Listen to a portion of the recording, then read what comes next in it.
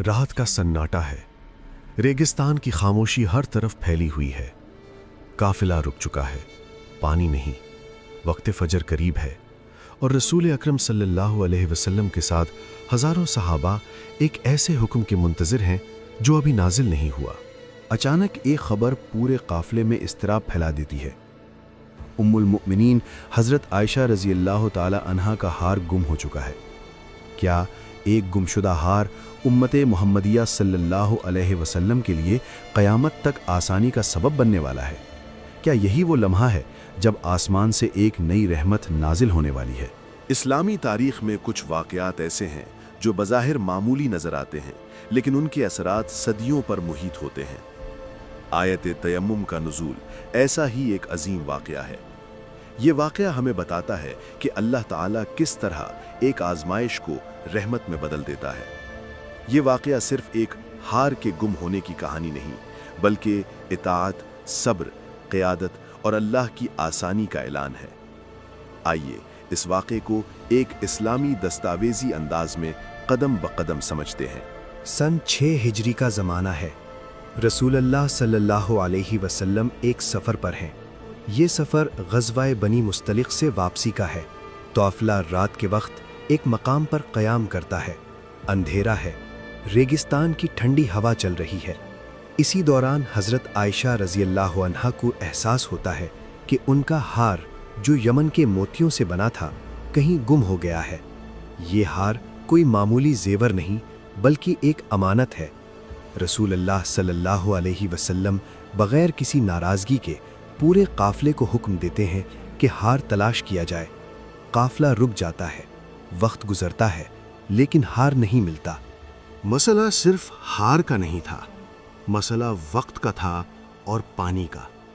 ये मकाम ऐसा था जहां पानी मौजूद नहीं था। फजर का वक्त करीब आ रहा था, वुज़ू के लिए पानी नहीं था। सहाबा परेशान हैं। कुछ लोग हज़रत अबू बकर के पास आते हैं और कहते हैं, आप देख रहे हैं कि आयशा रज़ियल्लाहु अन्हा के सबब काफ़िला रुका हुआ है और हमारे पास पानी भी नहीं। हज़रत अबू बकर अपनी बेटी के पास आते हैं, लेकिन रसूल अल्लाह सल्लल्लाहु अलैहि वसल्लम की मौजूदगी में कोई सख्त बात नहीं कहते।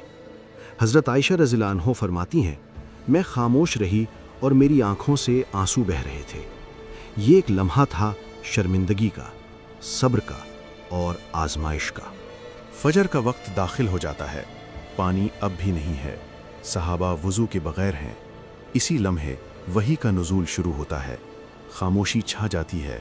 रसूल अल्लाह सल्लल्लाहु अलैहि वसल्लम पर अल्लाह का कलाम नाजिल हो रहा है और फिर वो आयत नाजिल होती है जो क़यामत तक के लिए उम्मत के लिए आसानी बन जाती है।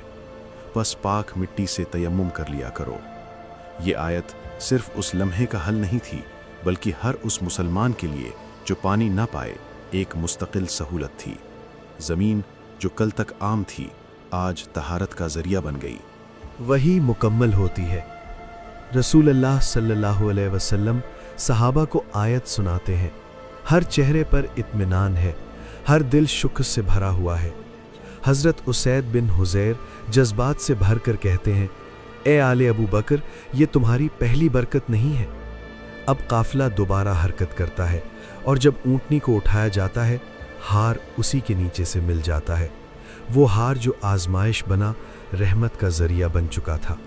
ये वो लम्हा था जब आसमान की रहमत ज़मीन की खाक से जा मिली। ये वो लम्हा था जब इस्लाम ने ये ऐलान किया कि दीन तंगी का नाम नहीं, आसानी का नाम है।